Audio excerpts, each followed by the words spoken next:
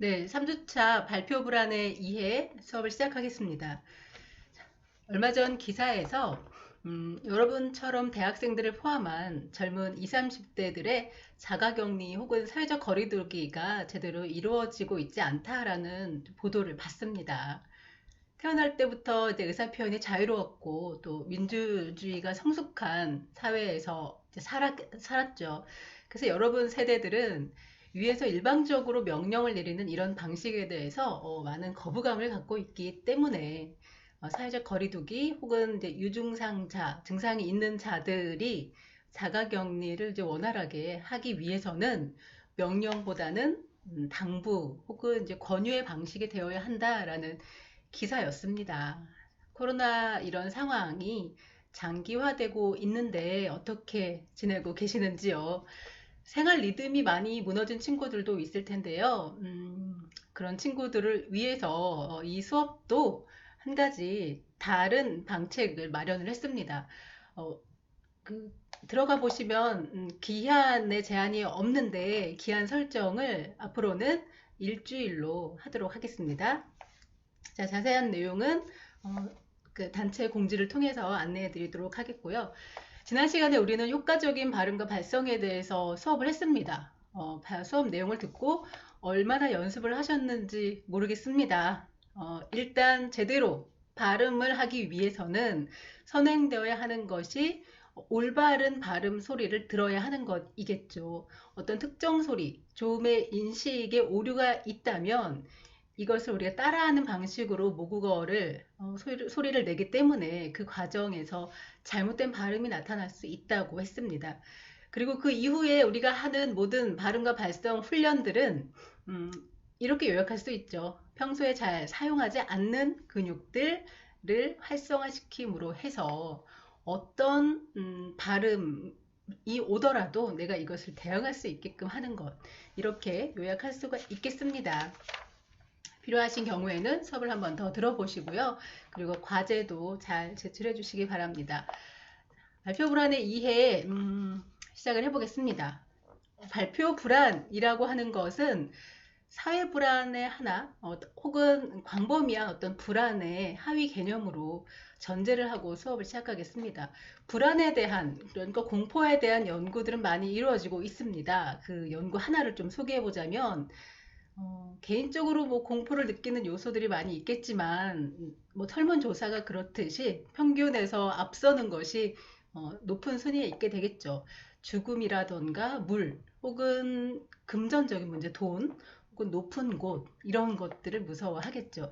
이 연구에서는 1위가 대중 앞에서 말하기, 40% 이상을 차지를 했는데요. 이 연구는 이제 미국에서 이루어진 것이고 미국인들의 40%가 발표 불안증이 있다. 뭐 이렇게 일단은 연구 결과에 따라서 이야기할 수가 있겠죠. 자, 이런 미국 문화에 비해서 한국 문화는 사람들 앞에서 내 생각을 이야기하는 이런 문화가 일상화되어 있지 않습니다. 그래서 뭐 공식적인 연구를 진행한 것은 아니지만 한국 사람이라면 거의 대부분 10중 8구 발표 시에 특정한 긴장감을 느낄 것이다. 이렇게 예측할 수가 있습니다. 자, 그럼 불안감이라고 하는 것의 실체는 무엇일까요? 무엇일까? 다양한 정의들이 있지만 여기에서는 이제 프로이트의 연구 그리고 커텔의 연구를 통해서 이 불안의 개념에 한번 접근해 보도록 하겠습니다. 자, 프로이트는 먼저 불안에 대해서 원인이 무엇인지 모른 채 느끼는 두려움이라고 정의를 내렸습니다. 두려움이 느껴지는데 이게 원인이 무엇인지 안다면 덜 불안하죠. 그런데 이 일이 왜 일어나고 있는지를 파악할 수 없습니다. 코로나 바이러스가 어떻게 해서 생겨났는지, 물론 이것은 밝혀졌지만 그 원인을 모른다면 지금 전 세계인들은 굉장한 불안에 휩싸여 있을 것입니다. 그리고 백신이 개발될 거라는 거의 시간의 문제이지 이것에 대한 명확한 확신을 갖고 있기 때문에 그 불안이 덜 해질 수 있겠죠. 자, 그러면서 이 불안에 대해서 현실 불안과 신경성 불안으로 구분될 수 있다. 이렇게 제시를 했습니다. 현실 불안이라고 하는 것은 지금 우리가 현실을 지각함으로 인해서 발생하게 되는 두려움을 말합니다. 물론 물론 방 안에 오랫동안 외부와 단절된 채 오랫동안 지낸 사람이라면 지금 코로나 상황이라던가 또 봄철이 됐으니까 황사나 미세먼지 이런 상황에 대해서 지각할 수 없겠죠.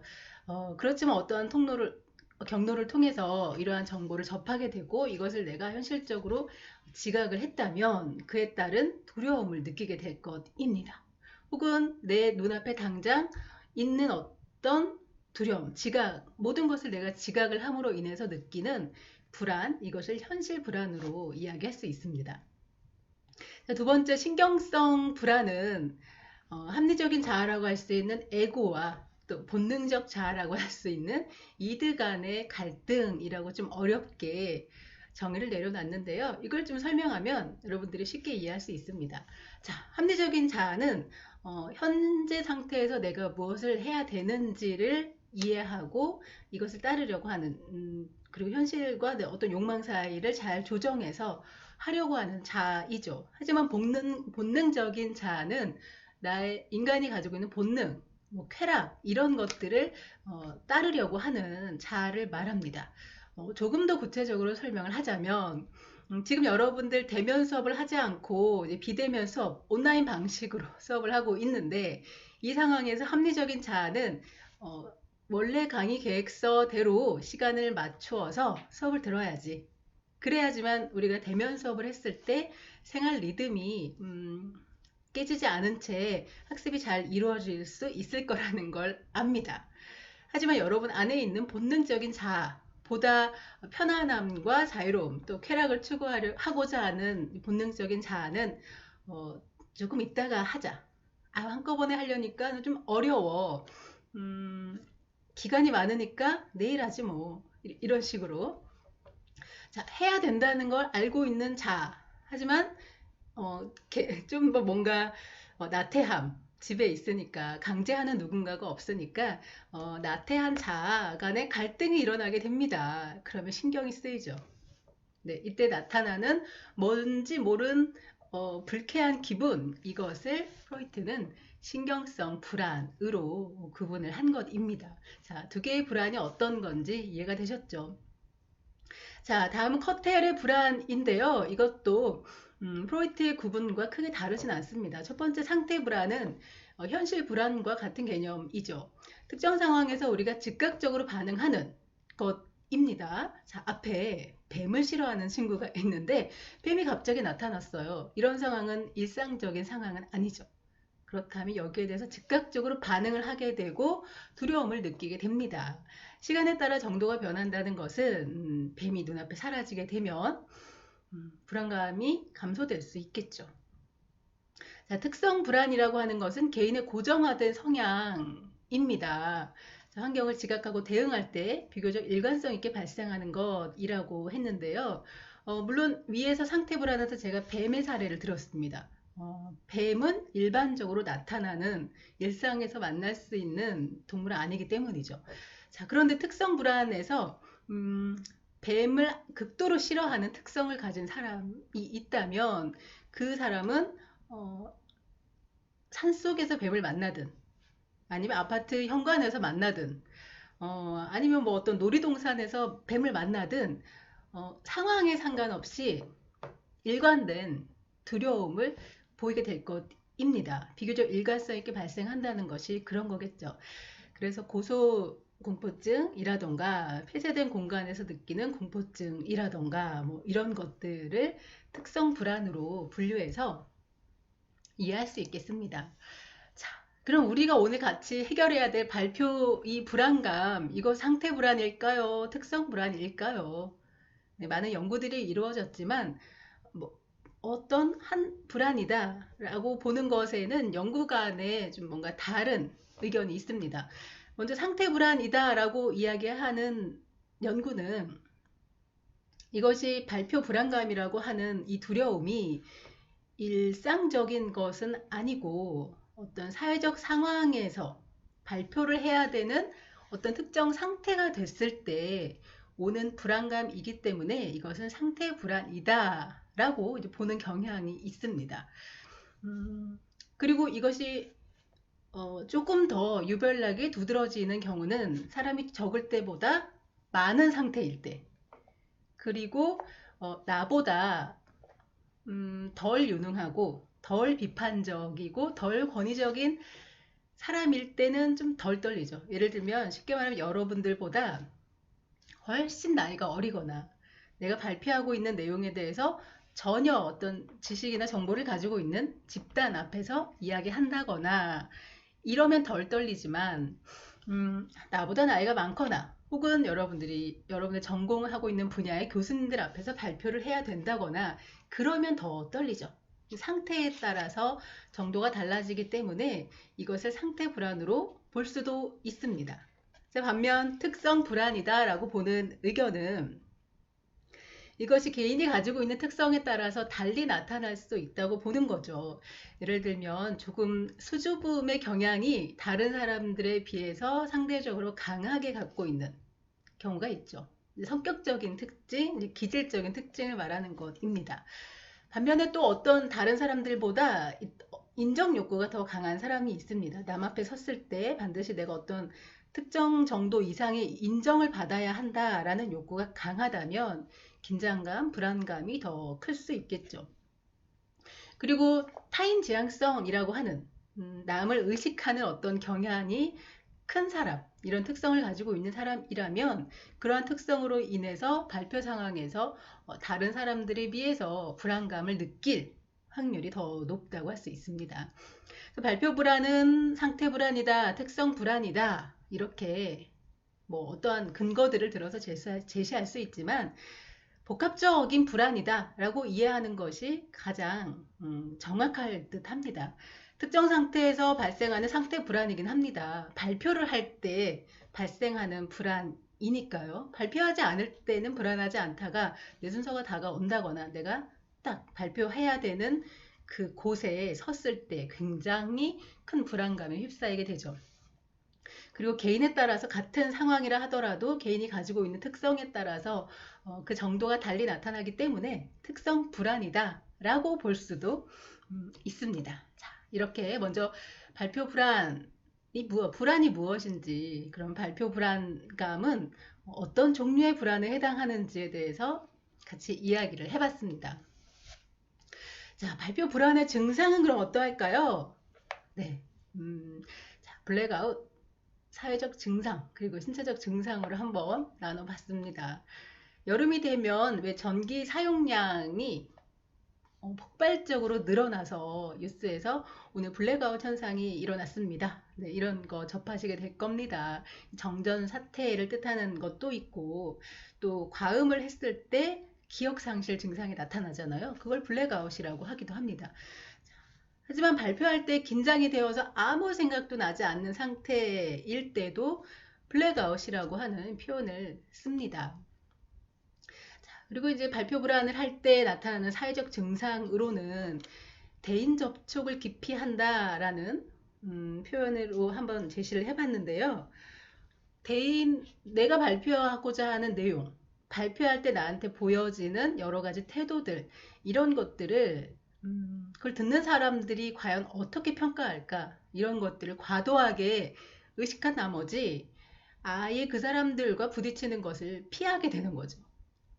네, 이건 과연 그렇게까지 할까 할 수 있는데 저는 그런 것을 본 경험이 있습니다. 혹은 그런 것들이 너무 신경 쓰이다 보니까 내가 해야 될 말을 제대로 하지 못한다거나 준비해 간 것들을 제대로 다 진행을 하지 못하는 것도 이런 접촉 기피의 어떤 증상에 해당할 수 있습니다.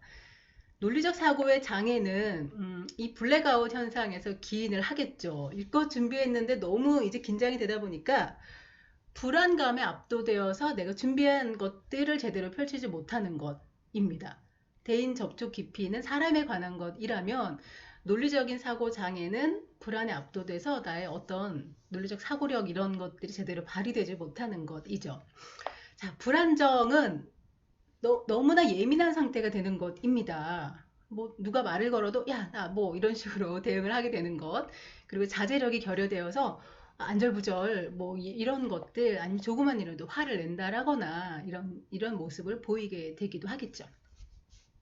자, 신체적 증상도 실제로 나타납니다. 긴장을 하면 뭐 손바닥에 땀이 흥건한다거나 자세를 바르게 하지 못하다거나 목소리가 막 떨리죠.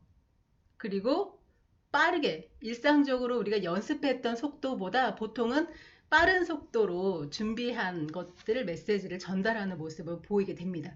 그리고 이제 동공지진이라고 지금은 표현을 하는데 눈맞춤이 불안해서 어느 곳에도 눈을 안정적으로 고정시키지 못하는 현상들, 그리고 제스처들이 막 과도하게 불필요하게 나타나는 이런 것들도 지금 매우 긴장하고 있다라는 것을 확인할 수 있는 증상이라고 할 수 있겠습니다. 자, 그러면 이 발표 불안에 대해서 계속해서 그 불안의 정체가 무엇이고 또 증상에는 어떤 것들이 있고 이런 것들을 알아봤는데 왜 이런 것들을 알아보는지는 다 아시겠죠. 이게 도대체 정체가 무엇인지를 알아야, 원인이 무엇인지를 알아야 우리가 문제점에 대해서 대응을 할 수가 있게 될 것이잖아요. 자, 그래서 이번에는 발표 불안이 어떻게 진행이 되는지 표를 통해서 한번 알아보도록 하겠습니다. 발표 불안이 진행되는 것은 한 학자에 의해서 발표 불안의 예감, 그리고 불안의 직면, 그리고 발표 불안의 적응, 그리고 발표 불안의 해방, 이렇게 크게 4가지의 단계로 구분이 되었습니다. 발표 불안의 예감 단계는 우리가 발표 전에 느끼는 감정입니다. 발표 불안이 시작되는 것은 발표를 해야 된다라는 것을 인지한 시점부터 시작이 되죠. 그 전까지는 발표를 해야 된다는 것에 대한 불안감이 1도 없다가, 자, 다음 주에 어떤 학생 발표하세요. 근데 이 사실을 인지한 그 순간부터 어떡하지? 나 다음 주에 이 주제에 대해서 발표를 해야 되는데 오늘 준비되지 않았는데 잘 모르는 주제인데, 이렇게 되면 이때부터 발표 불안은 마음속에서 꿈틀꿈틀 그 크기를 키워가게 됩니다. 자, 그리고 이제 발표 시작 지점부터 이 최고조에 이르는 이 순간까지를 발표 불안의 직면 단계로 구분을 할 수 있는데요. 자, 발표했던 그 순간을 잘 생각해 보시면 발표 불안이 최고조에 이르는 순간은 발표를 시작하는 시점은 아닙니다. 물론 발표를 시작하러 발표를 해야 되는 장소로 걸어가면서 심장이 막 두근두근 하죠. 그리고 내가 준비한 첫 마디를 꺼내 놓습니다. 그때부터 발표 불안증이 감소되기 시작했던가요? 아니죠. 내가 몇 마디를 꺼내놓는 초반에 점점점 발표 불안증은 증가하게 됩니다. 이 과정을 직면이라고 하고요. 그리고 신기하게도 어느 시점부터 내가 무슨 말을 하고 있는지 알겠고, 또 내 앞에 앉아 있는 사람이 나를 어떻게 쳐다보는지도 파악이 되고 점점 괜찮아지죠. 자, 이것을 적응 과정이라고 합니다. 그래서 발표 불안증이 직면 단계에서 점점점 상승하다가 최고조를 찍게 되면 그 순간부터는 적응하는 문제만 남게 되는 거죠. 점점점 적응이 되면서 발표가 끝남과 함께 해방이 됩니다. 와, 발표 끝났다. 그래서 먼저 발표하는 사람들은 나중에 발표하는 친구들이 하는 것을 매우 여유로운 자세로 볼 수가 있게 됩니다. 이 그림이 무엇을 의미하는지 충분히 이해가 되셨을 거라 믿습니다. 그러면서 맞아. 예감. 맞아. 직면. 맞아. 발표했을 때 내가 첫 마디를 내뱉었을 때 가장 긴장되는 것이 아니라 2문장, 3문장, 4문장 점점 이야기하면서 내 발표 불안이 증가됐었어. 그런데 이상하게 어느 순간부터는 이 상황 파악이 되면서 적응이 됐고 발표가 끝난과 동시에 발표 불안에서 해방될 수 있었어. 자, 이 흐름은 발표에 노련한 사람도, 발표 초보자도 모두 동일하게 진행이 됩니다. 물론 발표 긴장 최고조에 이르는 저 지점의 높낮이가 다를 수는 있겠죠. 발표 초보자인 여러분도 혹은 발표를 16년 이상 여러분 학생들 앞에서 강의를 해온 저도 저 흐름은 똑같습니다. 똑같지만 다만 어떠한 훈련 혹은 어떠한 요인들로 인해서 최고조를 점점점 낮출 수가 있겠죠. 그런 방법에 대해서 이제 이야기해 보도록 하겠습니다.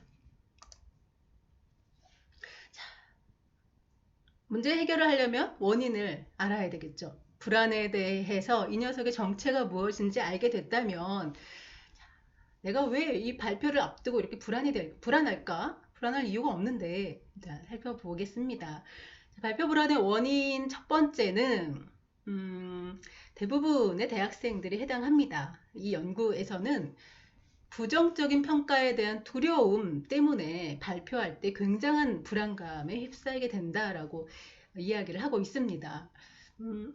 특히 과제를 수행해야 되는 과정에서 특히 뭐 스피치 같은 거 앞에 나와서 하잖아요. 그럼 이거 과제 수행이고 점수가 바로바로 나오고 또 상대평가이기 때문에 남들보다 못했다면 낮은 점수를 받게 되겠죠. 이런 상황은 긴장감이 최고조에 이를 수 있는 정말 최악의 상황입니다. 과제를 수행해야 되거나 혹은 경쟁적인 상황인데 심지어 이것이 상대평가다.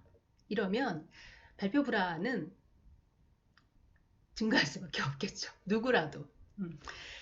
누구라도 그렇습니다. 그래서 이것의 원인은 여러분들의 마음속에는 부정적인 평가를 받고 싶지 않다라는 원인이 있겠죠.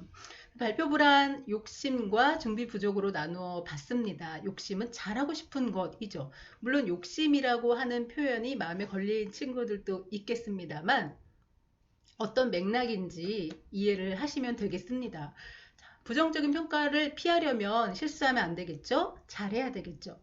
그리고 어떤 개인의 특성에 따라서 제일 잘하는 사람이 되고 싶어하는 경우도 있습니다. 그리고 모든 사람들에게 칭찬받고 싶어하는 마음이 있을 수 있겠죠. 이런 마음이 강하면 강할수록 긴장감이 더 증가할 수 있습니다. 그리고 또 한 측면에는 발표를 해야 되는데 준비가 부족한 거죠.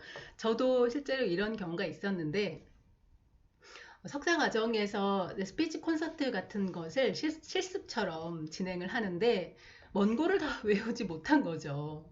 자연스럽게 해야 되는데 다 외우지 못한 원고를 테이블 밑에 놓고 하면서 얼마나 제가 긴장이 됐을까요? 눈치채면 어떡하지? 네. 물론 저는 전개 과정은 다 준비가 되어 있었기 때문에 어떻게 전개해야 되는지에 대해서는 준비가 되어 있었지만 모르는 주제를 즉흥적으로 제시를 받아서 이야기해야 될 때를 생각하면 이 상황이 어떤 상황인지 이해가 되실 겁니다. 외우지도 못했고 준비도 못했고 그래서 내가 이걸 기승전결로 끌고 갈지 아니면 내용을 처음에 문제점 제시했다가 원인 제시했다가 해결 방법 제시했다가 이렇게 갈 것인지 전혀 모르겠어요. 그리고 내가 이렇게 잘 진행하지 못하는 것에 대해서 사람들이 비난을 하고 또 그래서 부정적인 평가로 이어진다면 어떡하지? 라는 두려움이 있다면 발표 불안감이 얼마나 클지 이해할 수 있습니다. 자, 그래서 이제 부정적 평가에 대한 두려움, 원인, 앞에서 이야기한 것 다시 한번 정리해 보겠습니다. 일단 개인이 내부적으로 내가 자체적으로 설정한 어떤 기준이 있습니다. 나 요 정도만 해야지. 내가 가지고 있는 능력, 그리고 내가 노력한 노력의 정도, 이런 것들. 그리고 같은 반에 있는 나와 같이 발표를 하는 친구들의 대략적인 준비 정도나 어떤 스피치를 보여준 것의 결과물. 이런 것들을 골고루 봤을 때, 그래, 나는 중상 정도 되겠다. 알 수 있죠. 아니면 난 중간 정도 했다. 뭐, 내가 제일 잘했다. 이렇게 생각할 수도 있지만, 그런데, 이걸 너무 비현실적으로 설정했을 때, 이것은 이렇게 설정하고 시작을 하는 발표는 너무나 큰 불안감에 휩싸이게 될 수 있습니다. 그러면 조금의 실수도 스스로 용납하지 못하겠고 그런 부정적 평가에 대한 두려움으로 인해서 발표 불안은 더 커질 수밖에 없겠죠. 자, 그리고 좋은 인상을 심어주겠다는 바람, 그리고 반드시 가장 좋은 평가를 받아야 한다고 하는 신념, 이런 것들이 발표 불안의 원인이 될 수 있다. 앞 페이지에서 이야기했습니다. 이걸 어떻게 하면 조금 더 완화를 시킬 수 있을까요? 이러한 상태를 인지 상태이기 때문에 인지 치료를 통해서 접근할 수 있습니다. 물론 개인이 이걸 거부하고 너무나 강한 신념을 가지고 있다면 변하지 않겠지만 인지 치료라고 하는 게 뭐겠습니까? 생각을 바꿔보는 거죠. 자, 내부적으로 설정한 비현실적으로 높은 기준. 네, 제일 잘하는 사람이 돼보겠어. 그래서 가장 좋은 평가를 받아야 돼. 자, 이런 생각을 갖고 있다면 자신의 실수를 용납할 수 없겠죠. 자, 처음에 시작할 때 이렇게 생각하는 거죠. 실수하지 않는 사람이 어딨어. 그리고 나는 아직 학생이야. 잘 모르니까 이 수업을 듣는 것이고 좀 더 잘하기 위해서 실습을 해보는 거지. 그러니까 실수할 수 있고 실수했다면 그 과정 또한 내가 성장해 나가는 어, 좋은 밑거름이 될 거야. 이렇게 생각을 바꾸게 되면 발표 불안에서 그 원인이 되는 부정적 평가에 대한 두려움이 조금 완화될 수가 있겠습니다. 자, 그리고 이제 모두에게 좋은 인상을 심어주고 싶다라는 생각이 이제 강한 사람들은 역시 물론 생각을 바꾸는 방법이죠. 인지 치료를 통해서. 자, 제가 이런 표현을 해봤습니다. 우리가 보통 완벽한 존재라고 하는 신. 하지만 인간은 신마저도 비난합니다. 그만큼 인간의 가치가 다양하기 때문에 모든 사람들을 만족시킬 수 있는 가치 혹은 어떤 결과는 없다는 것이 너무나 자명한 것입니다. 그래서 내가 하고 있는 이런 것들이 상식적인 가치에만 부합한다면 누군가가 나를 조금 비난하는 것, 이런 것들은 크게 신경 쓰지 않아도 될 것 같습니다. 베스트셀러의 제목이기도 하죠. 조금쯤은 미움받을 수 있는 용기, 여기에 대해서도 대범해질 필요가 있겠죠. 누군가가 내 발표에 대해서 소수의 사람들이 비난한다. 너 왜 그렇게 했어? 너 뭐 좀 발표할 때 이상하던데? 라고 했다 하더라도 대부분의 사람들이 그 정도면 잘한 거지 라고 했다면 그 목소리에 귀를 기울이면 되겠죠. 자, 그리고 반드시 가장 좋은 평가를 받아야 되겠어. 그래서 매 학기마다 낮은 점수, 본인이 설정한 점수보다 낮은 점수를 받게 되면 이의 제기를 하는 친구들이 있습니다. 물론 얼마나 타당한 것인지 제가 귀를 기울이지만 반드시 잘하겠다고 하는 마음 정말 멋진 마음이고 그런 친구들 저는 정말 존중합니다. 그런데 나보다 더 잘한 친구가 있고 또 그 친구가 굉장히 열심히 노력을 했다면 그 노력과 결과 역시 박수를 받아 마땅하죠. 근데 그것마저도 인정하지 않고 내가 가장 언제나 잘해야 되고 좋은 점수를 받아야 된다라고 하는 어떤 아직 독선 이런 것들은 버려야 하겠죠. 그리고 그 나보다 잘하는 친구 어떤 노력을 했는지 어떤 것들로 인해서 좋은 결과를 받게 됐는지 그런 것들 배울 것들이 있다면 배워서 나에게 적용하는 것이 오히려 더 멋진 일이 될 것입니다. 부정적 평가에 대한 두려움의 원인이 무엇이고 이것을 어떻게 해결해야 하는지 이것은 가르치는 사람이 이렇게 해 저렇게 해 한다고 해서 달라지는 것은 아닙니다. 본인 스스로 인지적인 어떤 변화를 추구해서 실제로 변화하지 않으면 어려운 일이라고 할 수 있겠죠. 자, 그리고 발표 불안의 원인 두 번째는 자아 존중감에 관한 것입니다. 물론 발표 불안증이 어떤 것이기 때문에 어떻게 해라 많은 내용들이 있지만 저는 우리 수업에서는 자아 존중감과 연결해서 진행을 해보도록 하겠습니다. 실제로 발표 불안에 대한 연구는 자아 존중감과의 밀접한 연관성을 갖기 때문에 두 개의 상관관계를 연구한 것들이 많이 있습니다. 자아 존중감은 내가 나한테 내리는 지속적인 평가입니다. 그래서 오늘은 이랬다가 내일은 저랬다가 하지 않고요. 지속적이고 일관되게 나는 충분히 좋은 사람 혹은 가치 있는 사람 이런 식의 평가가 내려질 수 있겠죠. 자, 보통의 자아 존중감은 학령기에 확실하게 형성이 된다라고 봅니다. 에릭슨이라고 하는 학자의 저는 사례를 들었는데요. 자아 발달 단계를 8단계로 나누었고요. 그 중에서 학령기에 학령기에 초기적인 자아 존중감이 형성이 된다 이렇게 제시하고 있습니다. 그리고 발표 불안을 갖고 있는 친구들을 대면해서 물어봤을 때 이제 회고를 해본 거죠. 발표 불안이 언제부터 생겼나요? 대부분 학령기 때입니다. 라고 이제 대답을 했습니다.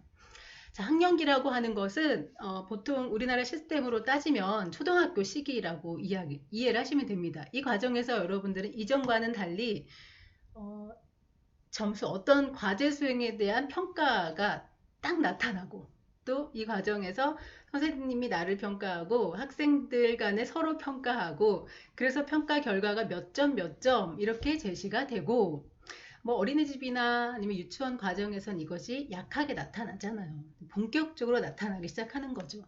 평가 과정에서 남보다 더 점수를 잘 받기 위해서 경쟁을 하게 되고 나보다 더 나은 점수를 받게 된 사람에 대한 시기라던가 질투 같은 것을 학습하게 되기도 합니다. 이 평가 결과에 따라서 내가 남들보다 더 어떤 것들을 더 잘 수행했다. 그럼 나는 충분히 어떤 능력을 어떤 것들을 할 수 있는 사람, 어떤 가치 있는 사람, 이런 긍정적인 자아 개념이 형성이 되게 되겠죠. 긍정적인 자아 개념은 높은 자존감으로 연결이 될 수가 있겠습니다.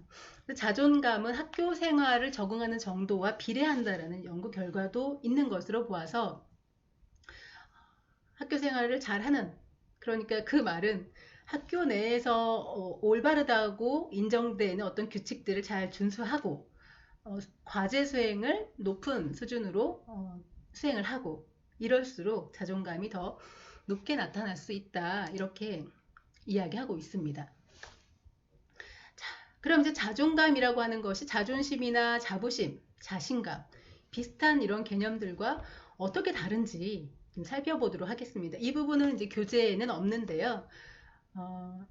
교재를 물론 만들었지만 수업 준비하는 과정에서 또 준비를 하다 보면 이런저런 자료들이 추가되기도 합니다. 하버드 대학교의 조세핀 킴 교수의 강의를 저도 들으면서 이런 개념들이 이렇게 다를 수가 있구나. 그래서 여러분들과 같이 이야기하고 싶어서 이 페이지는 준비가 됐습니다. 자, 자존감은 앞에 설명해 드린 것처럼 내가 내 자신을 신뢰하고 존중하는 마음, 내 자신이 충분히 가치 있는 사람이라고 생각하는 것이죠. 반면에 자존심이라고 하는 개념은 다른 뭐 사전적인 개념이 정의가 있을 수도 있겠으나 다른 사람과 비교를 해서 내가 더 훌륭하다라고 느끼는 마음입니다. 그래서 자존감과 달리 자존심은 비교 대상을 통해서 얻는 감정이죠. 비교 대상이 있다라고 하는 것은 자체적으로 더 나은 것과 더 낫지 않은 어떤 것들이 이미 서열화되어 있는 것이고 내가 만약에 스스로 더 가치 있다라고 생각하는 것들을 획득하지 못했다면 자존심이 상하겠죠. 그것은 비교를 통해서 얻는 감정이기 때문에 열등감이 포함되어 있다 이렇게 이해할 수 있습니다. 자존감과 달리 자존심이 강한 사람들은 어떤 특정 것들에 대한 열등감을 가지고 있을 가능성도 높습니다. 자, 자부심은 어떤 것을 성취했을 때 느끼는 마음이죠.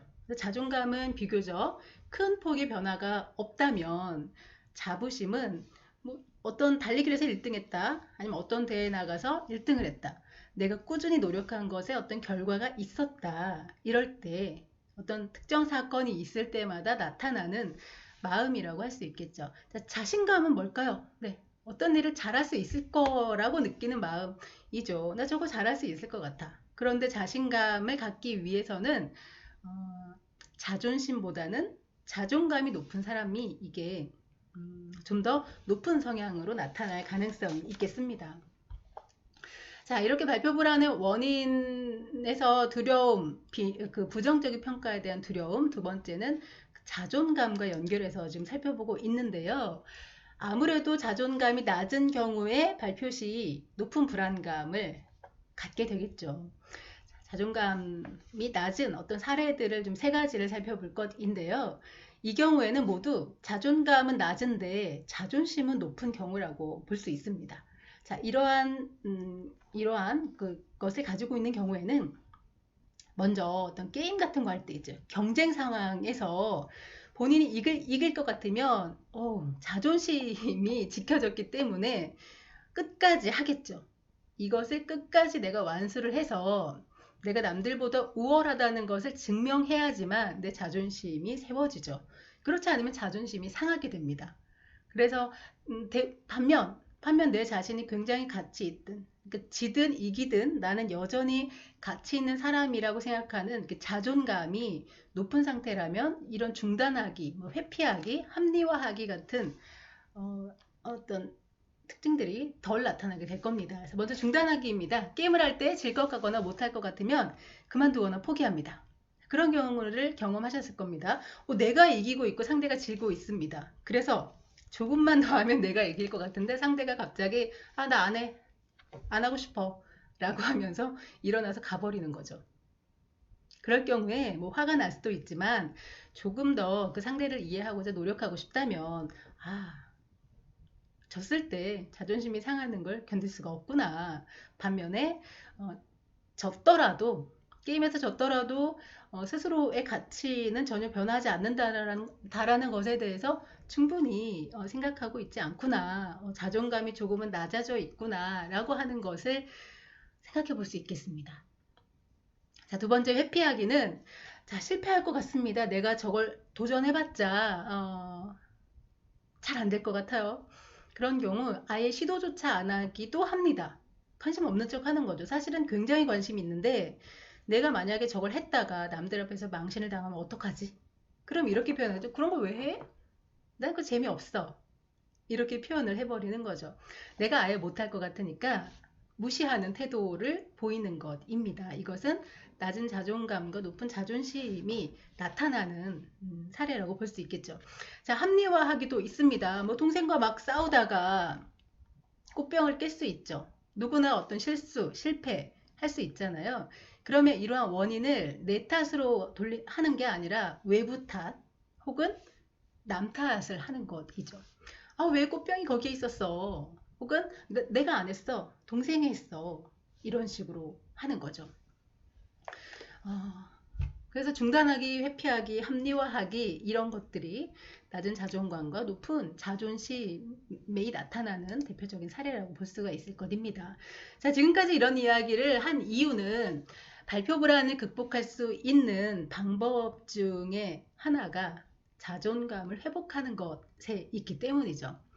앞서서 제시해드렸던 하나의 방법은 부정적인 평가에 대한 두려움은 인지적인 생각을 바꾸는 것을 통해서 해결할 수 있고 또 낮은 자존감은 이런 자존감을 회복시키는 어떤 과정을 통해서 할 수 있다고 했습니다. 생각을 바꾸고 그러니까 조금 못해도 괜찮고 내가 가장 잘하는 사람이 늘 될 수도 없습니다. 자, 이것에 대해서 충분히 받아들이고 또 내 현재의 자존감이 높지 않다면 왜 그럴까?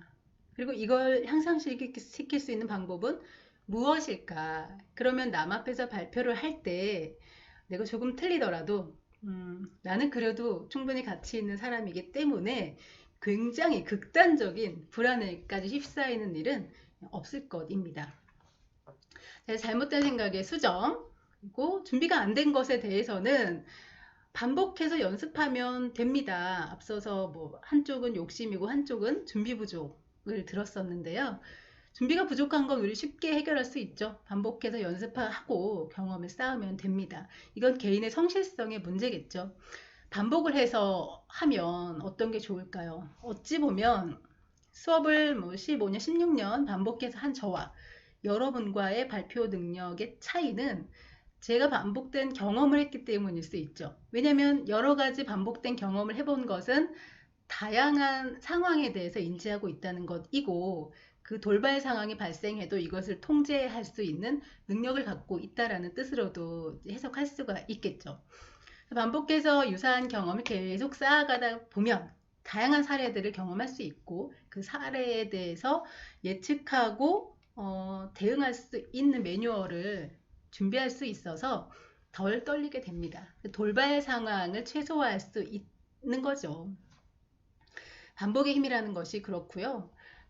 그런데 이게 참 재미있는 것은 경험 쌓기를 중단하죠. 그러면 원래의 모습으로 돌아갈 수도 있습니다. 여기서 원래의 모습이라고 하는 것은 개인이 쌓아온 어떤 능력이라기보다도 발표 불안에 대한 것입니다.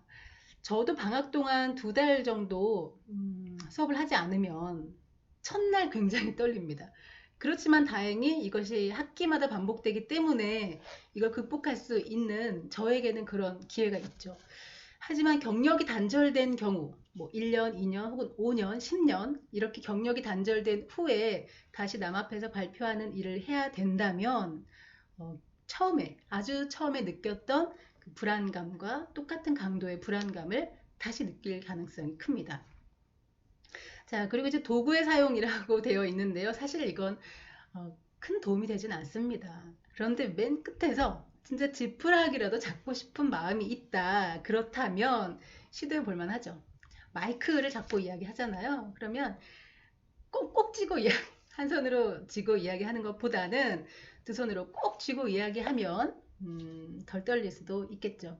또 테이블이 있는 것과 없는 것의 차이도 있습니다. 내 전신이 다 듣는 사람들에게 노출되어야 한다면 더 떨립니다. 하지만 테이블이 있어서 상반신만 노출된다. 그러면 덜 떨리겠죠. 지금과 같은 경우도 저의 얼굴, 그 바스트샷으로 제공이 되고 있는데 아마 전신 촬영을 해야 된다고 하면 더 긴장되겠죠.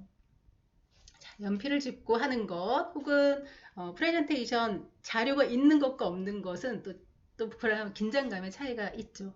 발표 위치도 정중앙에서 하는지 아니면 듣는 사람들 사이에 끼어서 하는지 구석에서 하는지에 따라서 조금은 도움을 받을 수도 있습니다.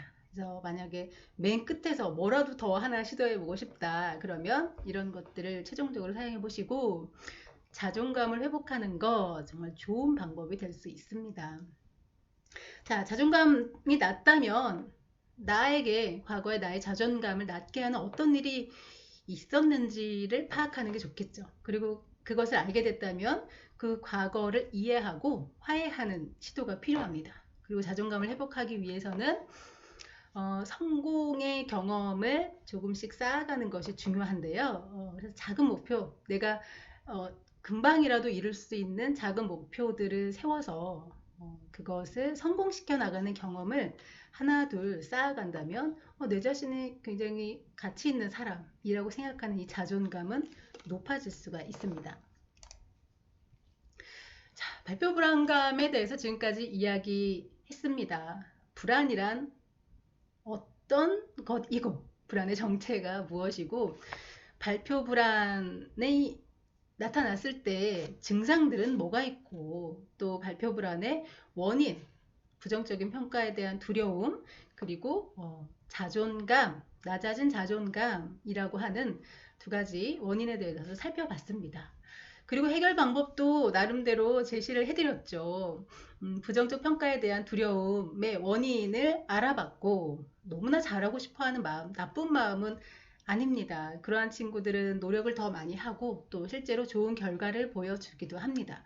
하지만 그것 때문에 내가 문제가 될 정도로 심각한 발표 불안증에 시달린다면 생각을 조금 바꾸는 것도 필요하겠죠.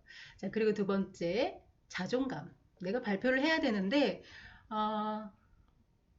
자존감이 낮아진 경우에는 발표 불안증, 일반적으로 다른 그렇지 못한 경우보다도 높은 불안을 갖고 있기 때문에 발표 불안 역시 높아질 수가 있어서 자존감을 회복하는 어떤 작업이 선행되어야 한다라는 이야기를 했습니다. 자, 그러면 자존감을 회복하는 과제를 내기 전에 긴장감, 발표 불안감, 과연 불필요한 것일까요? 네, 알아보겠습니다. 이 발표 불안감을 어떤 심리적인 불편함으로 이야기하기도 합니다. 문제가 되지 않죠. 신체적인 증상이 나타나기도 하지만 일시적인 것이고 또 이 발표가 끝나면 사라지는 것이기도 합니다. 그래서 크게 뭐 치료의 개념까지 가지 않아도 된다라고 이야기하는 경우도 있죠. 근데 한번 이렇게 생각해 보겠습니다. 우리가 중요한 발표를 앞두고 있는데 전혀 긴장이 되지 않는 거죠. 도대체 무슨 일일까요? 내가 준비를 완벽하게 한 것일까요? 완벽한 경우는 없기 때문에 발표에서 내가 긴장이 되지 않는다면 보통은 이러한 경우에 해당됩니다. 일단 상대를 중요하게 생각하지 않는 거죠. 면접 보러 갔을 때 그 면접에 합격하고 싶다면 굉장히 긴장감을 느끼게 됩니다. 왜냐하면 면접관은 나에 대해서 모든 것을 평가하고 내가 원하는 것을 이루게 해줄 수 있는 중요한 열쇠를 쥐고 있기 때문에 한마디 한마디 조심스럽게 해야 되죠. 그런데 아주 어린 아이들 앞에서 혹은 아직 말도 하지 못하는 1살, 2살 아이들 앞에서 내가 뭔가를 이야기해야 된다면 별로 떨리지 않을 수도 있습니다. 그래서 내가 긴장감을 느끼고 있다는 것은 이 상황 그리고 내 말을 듣는 사람들을 내가 이미 중요하게 여기고 있다는 긍정적인 신호로 해석하셔도 됩니다. 두 번째, 이 상황을 의미 있게 생각하지 않는다. 1번과 같은 맥락이죠. 별로 그냥 하기만 하면 돼. 형식적으로 하는 거야. 그래서 그냥 대충 하면 돼. 떨릴 일이 있겠습니까? 대충 그냥 1분 때우고 아무 말 대잔치 하고 그러면 뭐 출석 처리해 주신다 하니 괜찮을 거야. 이렇게 되면 떨리지 않겠죠. 그리고 전혀 떨리지 않는다라고 하는 것은 그 정상의 범주를 좀 벗어나는 것이기 때문에 그건 역시도 왜 그러지? 좀 한번 의심을 해봐야 되는 것입니다. 그래서 적당한 긴장감이 있는 것은 우리의 능력을 좀 더 발휘할 수 있는 요소로 작용을 합니다. 발표 상황에서 내가 바짝 긴장하고 있다면 실수를 덜 할 수도 있고 또 내가 가지고 있는 능력들을 더 발휘할 수도 있기 때문에 적당한 긴장은 발표에 도움이 된다는 사실을 알고 계시는 게 좋겠죠. 자, 그럼 이제 발표 불안의 과제를 내드리도록 하겠습니다. 지금 수업의 진행 상황이 1시간 강의, 1시간 과제 이렇게 되어 있죠. 그래서 강의 출석만으로도 충분히 출석 체크를 할 수 있을 텐데요 라고 말씀하실 수 있지만 과제를 하지 않는다면 1시간만 듣게 되는 것일 수도 있어서 과제는 이제 매주 해주셔야 되겠습니다. 앞서 이야기해드린 것처럼 전주까지는 과제 제출기한 강의 수강기간 거의 무제한으로 했는데 이제는 해당 주에만 수업을 듣고 강의를 제출하는 것으로 기간 설정을 바꾸겠습니다. 그래야지만 여러분들도 긴장감을 갖고 해야 되는데 내일까지 해야 되는데 이런 긴장감을 갖고 과제에 임할 수 있을 것입니다.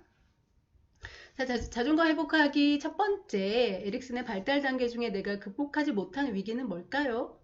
두 번째, 위기를 극복하지 못했던 이유는 뭘까요? 세 번째, 그 상황을 객관적으로 바라보면 뭐가 달라질까요? 그리고 네 번째, 내가 그때 극복하지 못한 위기를 다시 극복하려면 어떠한 계획이 필요할까요? 자, 이렇게 네 가지를 생각을 해서 작성을 해보시는 것인데, 자, 에릭슨의 발달 단계에 대해서 조금 설명을 해드리겠습니다. 자, 에릭슨은 자아 발달의 단계를 8단계로 나누었고요. 각각의 단계에서 부정적인 자아 혹은 긍정적인 자아 개념을 갖게 된다고 했습니다. 물론 이 과정에서 긍정적인 경험만 얻게 되거나 부정적인 경험만 얻게 되는 것은 아니고요. 그 과정을 어떻게 지나왔느냐에 따라서 부정적인 자아가 좀 더 커질 수도 있고 긍정적인 어떤 자아가 특별히 더 커질 수도 있다라고 제시를 했습니다. 그리고 이런 과정을 겪어오는 것이 곧 사회화 과정이다라고 제시를 했죠. 자, 1단계는 유아기입니다.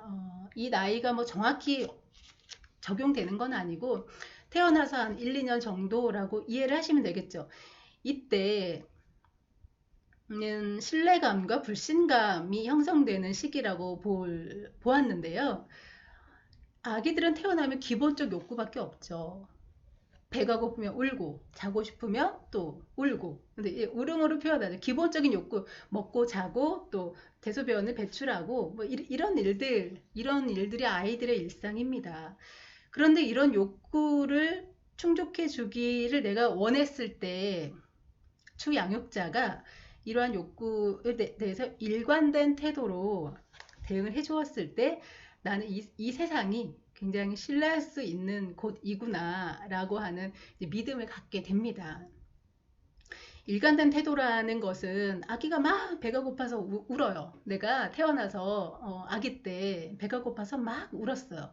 근데 주 양육자가 아이고 아이고 우리 아기 배가 고파서 우는구나 라는 태도로 일관성 있게 대해준다면 굉장히 세계에는 믿을 만한 곳이구나 할 수 있지만 비일관된 태도 있죠. 자, 어떤 상황에서는 아이고 우리 아기 배가 고파서 우는구나 라고 했다가 자기 기분에 따라서 야 너는 매일 울기만 하니? 너는 먹고 자고 싸고 밖에 하는 일이 없니? 이런 식으로. 근데 언제는 잘해줬다가 언제는 잘해주지 않았다가 나는 동일한 욕구를 표현한 것 뿐인데 그럼 뭐지? 난 어떻게 해야 되지? 이런 혼란 속에서 믿을 수 없는 어떤 불신감이 형성되게 되는 거죠. 그 유아기 때.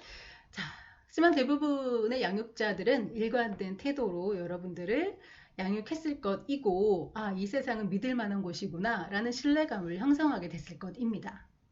자, 그래서 다음 단계로 진입을 하게 되는데요. 이때 초기 아동기에 해당하는 이때는 자율성과 수치심을 여러분들이 이제 획득을 하게 되는데 이 나이가 되면 일단은 신체적인 자유로움을 획득하게 됩니다. 아무것도 못하고 누워만 있고 고작 기어다니기만 했던 나이를 지나서 뛰어다닐 수 있고 내가 원하는 곳을 갈 수 있는 이런 신체적인 능력이 생기게 되죠. 이때 역시 보호자가 이 아이의 그런 자율적으로 외부 세계를 탐색하고 싶어하는 이런 욕망을 지나치게 억압하면 내가 하는 행동이 다 잘못된 거구나. 아니면 사람들 앞에서 내가 잘못된 방식으로 그 의견을 묵살당했을 때 느끼는 그 수치심 이런 것들이 있겠죠. 예를 들면 식당에 가면 요 나이 또래 애들 3, 4세 또래 아이들이 막 뛰어다닙니다. 근데 그 아이들은 기본적으로 걸어 다니질 않고 뛰어다니겠죠. 자, 이때 어떤 부모는 야, 너 뛰어다니지 마! 식당에선 뛰어다니는 거 아니야! 라고 한다면 많은 사람들 앞에서 꾸중을 들었기 때문에 내 행동을 부정적으로 평가받았기 때문에 수치심을 느끼겠죠. 하지만 또 어떤 양육자는 뛰어다니고 싶구나. 그런데 여기는 많은 사람들이 밥을 먹는 곳이어서 만약에 너가 뛰어다닌다면 음식에 아니면 몸에 해로운 먼지들이 음식에 묻어서 사람들이 그 음식을 좋아하지 않을 수도 있어 라거나 아니면 이곳은 뜨거운 음식 혹은 음식을 담는 접시 이런 것들을 들고 다니는 분들이 수시로 왔다 갔다 하기 때문에 네가 뛰어다니다 보면 그 사람들과 부딪혀서 너가 다칠 수도 있고 또 그분들도 다칠 수가 있어. 그래서 뛰어다니고 싶은 마음은 충분히 이해하지만 이곳에서 뛰는 것은 참는 것이 맞아. 그러니까 우리가 의견을 묵살하지 않고 사회적인 기대행위 있죠. 우리가 공동체를 이루고 살아가면서 옳다고 생각하는 행동들이 있습니다. 이런 것들을 차근차근 아이의 의사를 존중하면서 이걸 가르쳐 줄 때 자율성이 획득되게 되겠죠. 그래서 여러분들은 그 과정을 또 원만하게 진행을 해왔습니다. 자, 3단계 유희기 아마 어린이집에서 지냈던 시간이 되겠죠. 이때는 창조성과 죄의식이 마음속에서 막 싸우게 되는데요. 여러분들의 자아 안에서. 이때는 신체적인 자유로움 뿐만 아니라 언어적인 이런 것들도 왕성하게 자라게 됩니다. 그래서 이때 아이들이 놀이하는 것을 보면 말을 통해서 다양한 역할극이라든가 이런 것들을 하게 되죠. 근데 너무나 자연스럽게 이 과정에서 언어적인 실수도 발생하고 놀이 과정에서도 실수가 발생을 하게 됩니다. 더 구체적인 예를 들어보면 이 단계의 아이들은 어딘가에서 욕을 배워오기도 하고 또 존댓말을 잘못 사용하기도 하죠. 뭐 밥 먹으세요 라던가 아니면 그랬습니다요? 뭐 이런 식의 표현들을 하죠. 분명히 배워가는 과정에서 나타나는 실수입니다. 근데 욕을 배워와서 이게 굉장히 어떤 뜻인지도 모르고 그것을 이제 부모 앞에서, 양육자 앞에서 했을 때 어떤 경우에는 어디서 그런 말을 배워왔어? 얘가 이제는 뭐 하면서 이걸 너무나 아이가 생각하고 있는 잘못의 크기보다 훨씬 더 크게 처벌을 한다면 굉장한 죄의식에 휩싸이게 됩니다. 하지만 반면, 아, 너가 새로운 말을 배웠구나. 그게 어떤 뜻으로 사용한 거니? 아, 그래. 하지만 그건 그런 뜻은 아니고 다른 사람을 굉장히 기분 안 좋게 하는 말이란다. 누구나 그 말을 알지만 다른 사람의 기분을 상하게 하고 싶지 않기 때문에 쓰고 있지 않는 것일 뿐이야. 뭐 이렇게 설명을 해준다거나 아니면 잘못된 존댓말, 뭐 잘 먹겠습니다요, 뭐 이렇게 했다면 그 창의성에 대해서 일단은 오, 재밌는 표현이구나. 하지만 보통의 존댓말은 잘 먹겠습니다. 이렇게 한단다라고 존중해주면서 창의성마저도 존중해 준다면 창조성이 형성이 되겠죠. 자, 4단계 학령기, 문제 학령기입니다. 이때 자신감과 열등감, 그리고 앞서 말했던 자존감, 이런 것들이 형성이 되는 중요한 시기입니다. 자, 앞서 설명해 드렸잖아요. 학령기에는 어떤 일이 일어나는지. 그 이전에는 우리 어떤 행동에 대한 평가 결과를 받긴 하지만 본격적으로 몇 점, 그리고 이 점수는 누구보다는 못했고 누구보다는 잘했다 라고 제공받지는 않습니다. 그렇지만 이때부터는 체계적인 교육과정이 제공되고 그 과정에서 내가 어떤 거는 이만큼 잘하고 어떤 거는 남들보다 조금 못하고 이런 것들을 평가를 제공받게 됩니다. 그래서 사회적으로 어떤 인정되는, 긍정적으로 평가되는 것들을 성공하는 경험들을 많이 쌓아갈수록 자신감 혹은 내가 되게 가치 있는 사람이라고 생각하는 자존감이 높아지게 되죠. 하지만 이때 계속된 실패 경험 혹은 뭐 꾸중의 경험 이런 것들은 나는 이렇게 여러 사람이 있을 때 이런 기능에 대해서는 다른 사람에 비해서 못하는구나 라고 하는 이제 열등감이 이제 생성이 되게 됩니다. 자, 그 다음에 이제 5단계 청소년기, 여러분들은 이제 지금 성인 초기에 있죠. 일단 모두 동일하게 대학생이라고 본다면. 4단계를 지나서 5단계 청소년기 중고등학생이라고 생각할 수 있겠죠. 이때는 생각과 또 신체가 굉장히 급격하게 성장을 하게 되죠.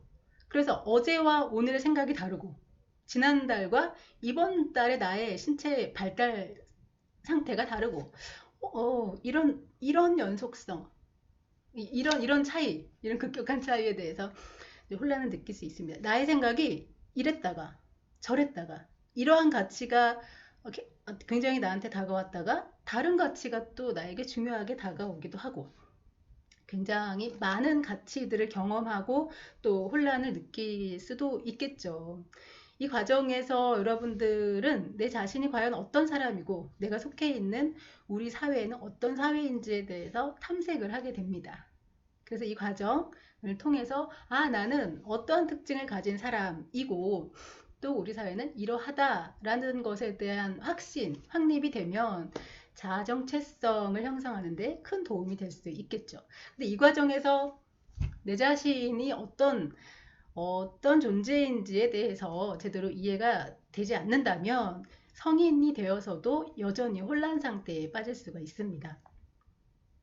자, 6단계 성인 초기 보겠습니다. 2단계 우리가 해야 되는 것은 친밀감을 맺는 것입니다. 그래야지만 다음 단계로 원활하게 진입을 할 수 있다고 보고 있죠. 물론 에릭슨의 연구 결과에 한정된 설명이지만 다른 연구들도 뭐 크게 큰 맥락에서 보면 벗어나진 않습니다. 성인 초기는 본격적으로 사회에 진입하기 전 단계잖아요.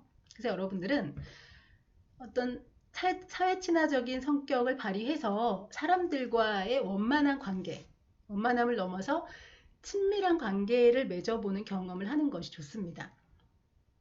청소년기에는 개인적인 과정, 관계 이런 것들을 경험했다면 성인 초기에는 개인적인 관계를 벗어나서 조금 더 범위가 큰 사회적인 관계를 맺어보고 사회적인 관계에서 어떻게 하면 친밀감을 쌓을 수 있는지, 사회성을 좀 더 확립시킬 수 있는지 이런 것들을 배워가는 거죠.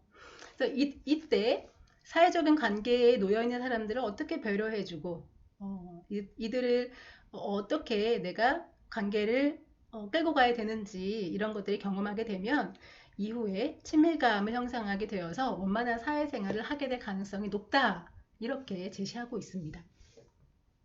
물론 에릭슨이 연구했던 그 시대와 지금 4차 산업혁명이 불고 있는 지금과는 다른 시대이기 때문에 일괄적인 적용은 가능하지 않을 수도 있습니다. 하지만 기본적으로 사람이 성장해가는 어떤 그게 있잖아요. 그래서 특정 부분 이상은 적용이 가능하다라고 봅니다. 자, 이 이후에는 뭐 성인기가 진행이 되겠죠. 성인기, 7단계 성인기, 그다음 8단계는 노년기입니다. 성인기까지만 설명을 해드리면 성인기에 가장 선행되어야 하는 것은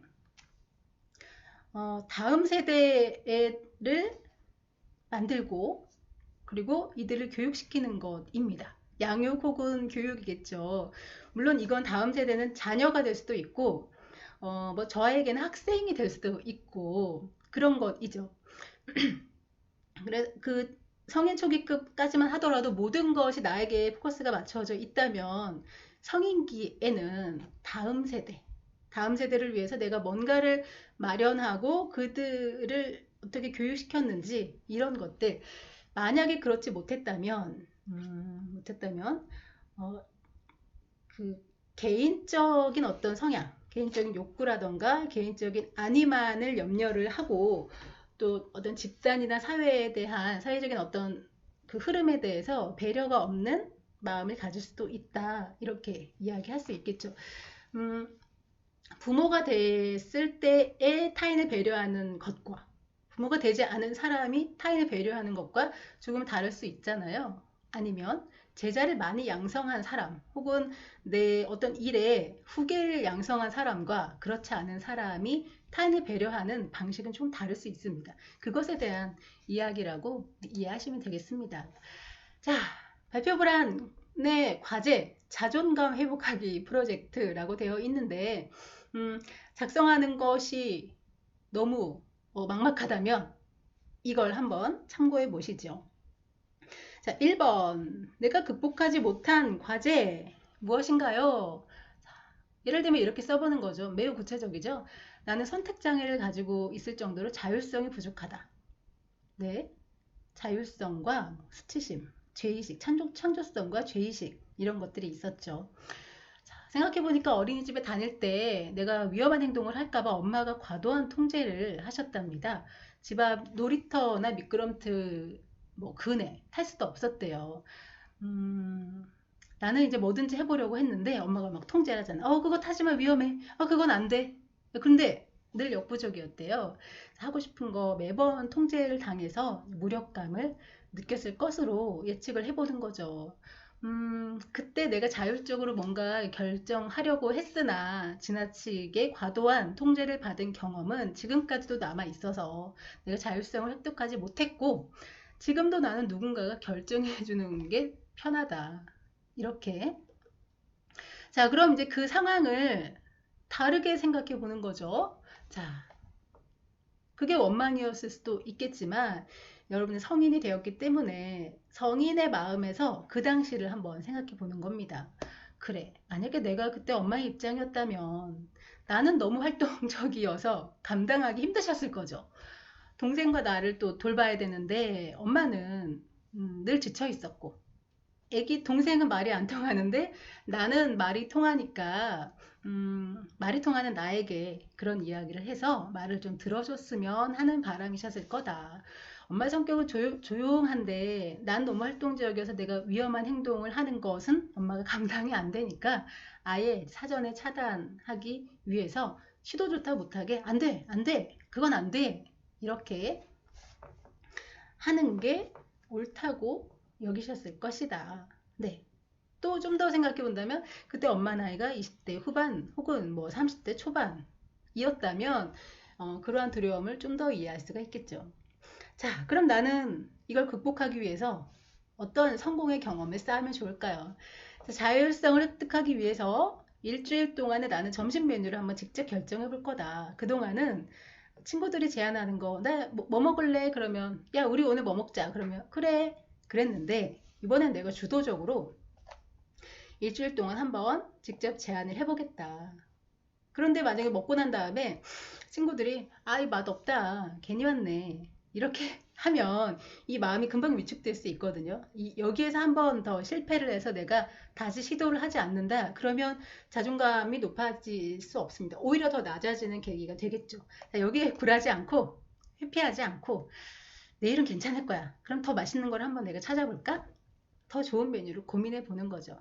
자, 이렇게 해서 일주일 동안 내가 세운 목표, 내가 직접 제안하는 것 성공을 했습니다. 달성을 했습니다. 그러면 향후에 내가 자율성을 획득하기 위한 그러니까 선택장애라고 할 수 있는 이런 것들을 극복하는 데도 도움이 될 것이고 또 이러한 성공의 경험들이 자꾸 쌓이다 보면 학령기 때 형성되지 못했던 자존감이 형성되는데 도움이 될 수 있습니다.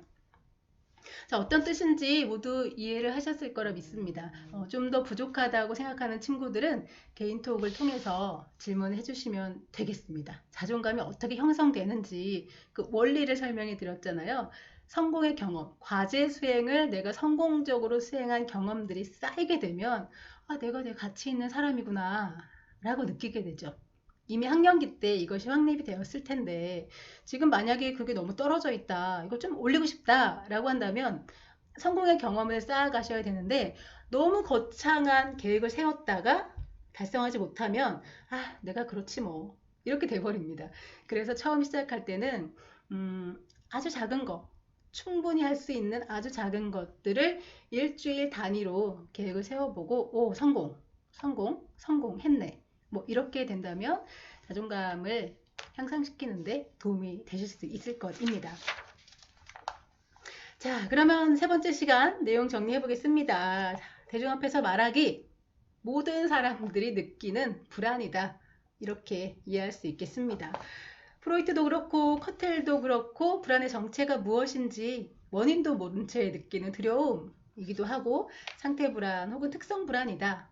그런데 우리가 오늘 다룬 주제인 발표 불안감은 굉장히 복합적인 특정 상황, 발표라는 특정 상황에서 느끼는 불안이기도 하고 개인이 가지고 있는 특성에 따라서 나타나는 특성 불안이기도 하다. 이렇게 이야기했습니다. 자, 발표 불안의 증상에 대해서도 살펴봤습니다. 대인 기피가 나타나기도 하고 논리적 사고가 마비되기도 하고 또 신체적으로 어떤 증상들이 나타나기도 합니다. 또 이것이 진행되는 것은 발표를 하기 전에 발표 불안을 예감하게 되고 발표 시작할 때 직면을 하게 되고 이때 긴장감이 최고조에 이르게 된다. 그런데 우리는 모든 상황을 적응할 수 있는 위대한 인간이기 때문에 이것마저도 곧 적응을 하게 되고 발표가 끝나면 해방되게 된다.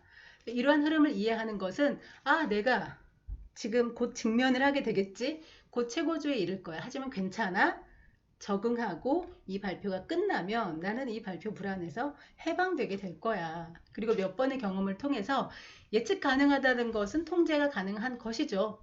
그래서 발표 불안증을 통제할 수 있게 된다. 말씀드렸습니다. 자, 그러니 저러니 해도 발표 불안은 발표에 반드시 도움이 되는 요소이다. 너무 천하태평 이러한 태도도 오히려 발표를 망칠 수 있다라고 이해를 했습니다. 자, 그리고 이제 자신감, 발표 자신감을 키우기 위한 것은 자아 존중감을 키우는 방법으로도 해결을 할 수 있는데 자아 존중감을 향상시키기 위해서는 성공의 경험을 쌓는 것, 내 자신이 어떤 주어진 과제를 성공적으로 완수하는 경험을 쌓아가는 것이 도움이 될 수 있다라고 말씀을 드렸습니다. 그래서 과제를 제출했죠. 그 과제를 제시한 기간 내에 잘 제출해 주시기를 바라겠습니다. 자, 그럼 3주차 마치겠습니다.